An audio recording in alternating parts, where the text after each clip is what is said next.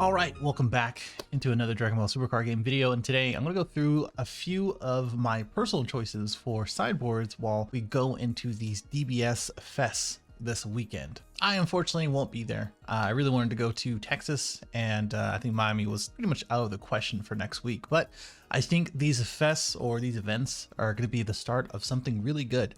I think they're going to be really reminiscent of these celebrations, like the celebrations that we had, I think in 2018. Oh man, or 2019, it's one of those. Either way, I think they're going to be really fun. So for those who can, if you can, vlog. I want to see what it's all about. What it looks like. I want to have the actual experience, because I already know, George and Hayden and all the other people are not going to do that for me. Either way, the whole thing for these fests is that they're going to be best of one pre-side, and the whole format kind of shifts and changes because of that. The best of three allows you to recover from your mistakes if you're down a game, or have that momentum if you're up a game. But these best of one, I mean, usually you don't really know what you're going against, and we've seen that in this last weekend with the first two webcam events, with King Piccolo taking the first and Android 18 Mil taking the other one. King Piccolo is a very solid deck, and obviously piloted by Marcel, and then I think Joey got top three, or the second, I forgot. He went undefeated, only to lose to Android 18 Mil,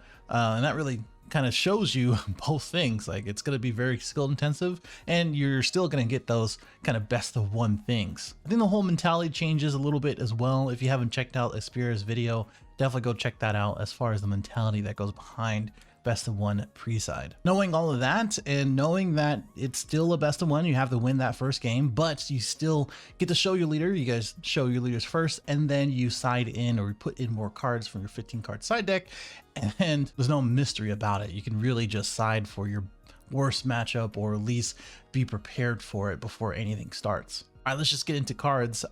Basically, what I wanted to do is go through a number of cards that I think are pretty good, and I think what will be applicable as far as the cards and decks. And the first one is Max Power Kamehameha, where I think Sin Shenron plays out a bunch of 9 drops, 8 drops, a bunch of things that are above its actual energy cost when they play them.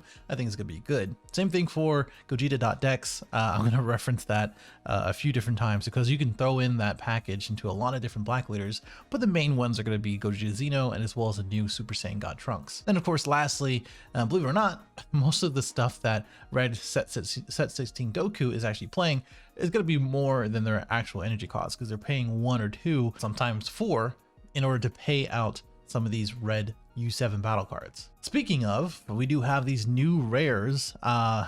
Pretty much every one of them says on your turn you can pay this one cost, get the 10k boost, and then choose up to one of their opponent's battle cards to -30 when it's greater than their current energy cost for red, warp it, bottom deck it, which thank you Bandai finally, and then KO it for green, which you're probably not going to see that much green anyway. Either way, same concept. Red Set 16 Goku, Gogeta Xeno, and as well as Sin. I just rearrange these things. They all really do have really good effects on the opponent's turn as well, from just drawing a card and as well as doing other effects. Obviously, I didn't include yellow. You should know yellow at this point, but most of these for the your turn, that is, by paying 1, you can get rid of a bigger body. Next up is going to be Isekai as well as Koitsukai. Both of these are basically kind of doing the same job, in which if they're playing things on your turn, so things like red blue, which is trying to get a little bit of a resurgence with Mill and Cooler, and as well as blue red Soul Striker, and as well as yellow Sin, or any other yellow deck that plays Mecha Frieza. That can be Golden Frieza or anything. This really does punish both of those for playing like the Goku in rest mode, or playing like I said, Mecha Frieza, or any other thing that plays on your turn. And then an oldie but a goodie, which is Kami. And I think a well-placed and well-timed Kami is going to be one of those things that people are just going to forget about. So don't be that guy who gets Kami'd and just overextends. And I think Trunks and Vegeta, Set 16 Goku, and as well as King Piccolo, depending on where you are within the battle, it's gonna happen to one of them, because they all really kind of fill the board up pretty quickly. And since King Piccolo already has some good placings in this last couple of webcam tournaments, I think he's gonna do pretty good in these best of one fests as well. Speaking of, we do have Dark Power Black Mass Saiyan, which Trunks and Vegeta really does get hurt. There's not too many things that Trunks and Vegeta in yellow can do in order to remove one of these guys, or even multiple of them. And it does hurt the leader effect, and as well as the one drop effects where you're playing it from drop or from the deck. Same thing for King Piccolo, but because he's playing red, it's a little bit easier for these guys to die. So keep that in mind. We have Toa, both Toas kind of going hand in hand. Usually it's just the one drop that you can play. You draw one and then you shuffle a card from their drop area into their deck. And then the other guy or other woman, you pay one to evolve on top of her. Well, on any Toa that is 2 or more, that isn't a copy of this card. And then you draw and then you shuffle 4 battle cards in your opponent's drop area into their deck, which is a little bit, it's gonna be a little bit harder to do. Like the new 2-drop Toa is even hard to play, even in Gabora. I would know that, watch my video for that.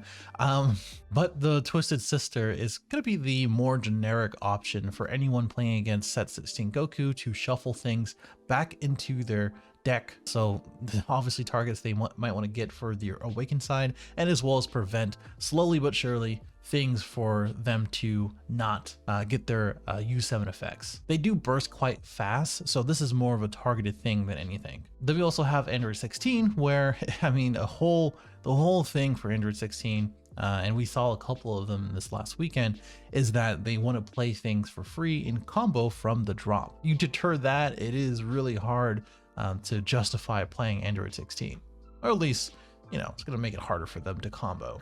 Then we also have hand destruction, which you're probably not going to see. I mean, that's one of the things to think about, that if hand destruction is going to be less and less played because Cell Surge got hit, then that might be a reason to actually play something that is related to hand destruction, like Gotenks or Raditz or something else like that. But there isn't really, and I've tested this already, there isn't really a good green leader that utilizes everything like Cell Surge did.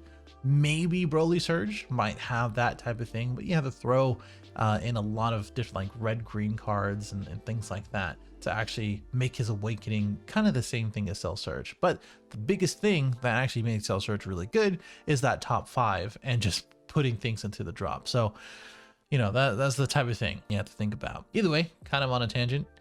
You're probably not going to see hand destruction, but it does help against that too.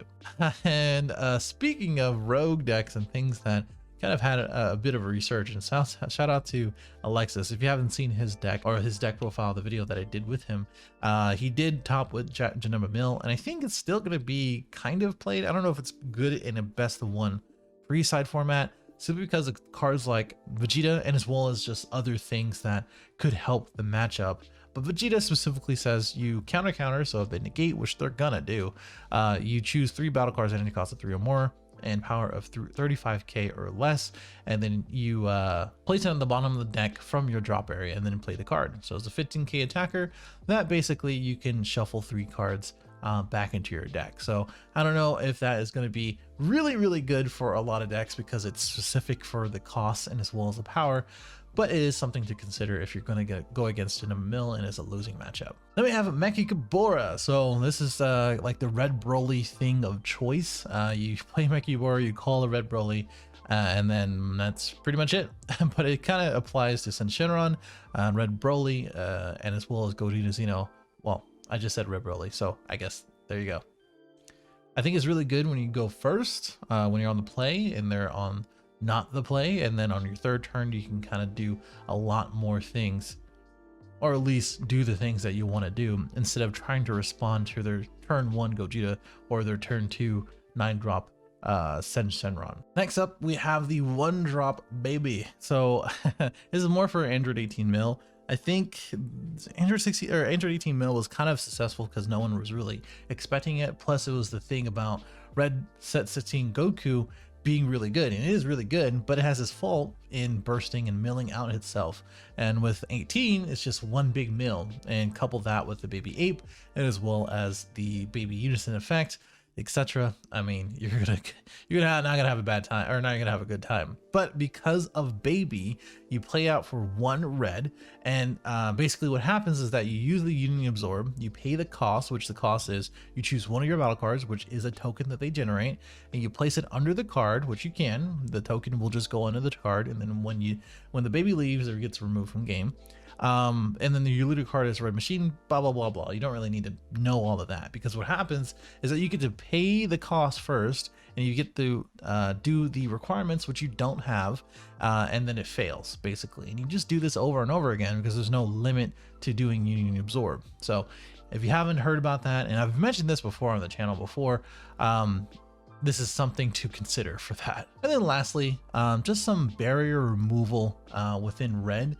specifically going against yellow Trunks and Gogeta, yellow Trunks and Vegeta, because a lot of the stuff have barrier. Plus, if you're going against like Lord Slug for anything yellow, which I just realized that did not say front Trunks or Vegeta and yellow stuff, so I just fixed it. You didn't see anything. Both of those types of decks can really get hurt by two of those things, where Jiren can -3 and then remove the Trunks, so that way on your 4th turn you can go ahead and do what you need to do as Red Goku.